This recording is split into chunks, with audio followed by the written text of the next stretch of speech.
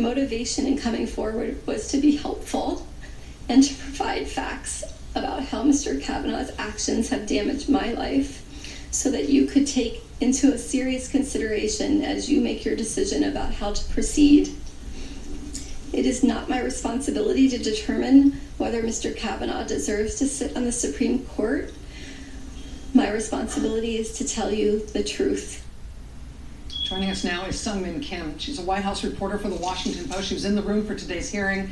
She's been doing great work reporting the dynamics of this nomination all along. Ms. Kim, thanks very much for being here. It's a real pleasure to have you here. Thanks for having me. So you were in the room today. Were you there for both the morning and the afternoon sessions? Yeah, I was. And it was just striking, just the different atmosphere that the morning session and the afternoon session had. Clearly, her testimony was just incredibly riveting. The senators who were all sitting up, leaning forward in their chairs, they were really listening to her word, every word that was coming out of her mouth really intently. Almost all the senators were on time for the hearing. That doesn't happen very often. And then obviously Judge Kavanaugh came out very combative and defiant, and then Lindsey Graham delivered his very angry monologue, and that just unleashed this, all these tensions in the room. In terms of that turning point when Senator Graham decided to kind of break format, up until that point, Republican senators had not questioned either witness. They had deferred to this outside prosecutor who they brought in from Arizona. Senator Graham sort of claimed time on the floor and gave that speech, and then thereafter that prosecutor never spoke again. Do you know from your reporting, or could you tell from the room, if that was just an abandonment of the previous plan that they'd had, or had that actually been a planned pivot point for them?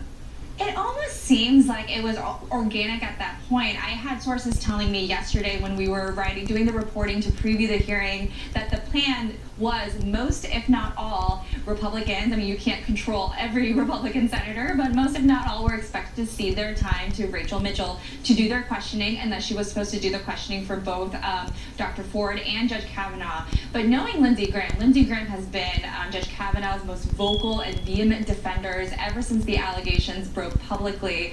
He even said to me in an interview last week that he was so angry because he said, quote, "This has been a drive-by shooting against Kavanaugh in terms of these allegations coming forward." So you sense that fury for some time. I think that Graham really wanted to make that statement while the nation was watching, and I think one by one that gave the rest of the Republicans kind of this implicit permission to say what they really thought, what they had kind of been holding back. And obviously, we were waiting for Senator Jeff Flake to weigh in. We know he's one of the key undecided senators on this vote. We're wondering if his comments would give any indication of where he was leaning or where he would lean, but it really didn't. It just he apologized to both Judge Ford, and he also apologized to or Judge Kavanaugh, but he also apologized to Dr. Ford, and he talked about how leaving the room there could be as much doubt as certainty. So we really don't know where his head is at right now, and he really did seem to be struggling as he listened to the testimony and as he talked to reporters leaving that hearing room.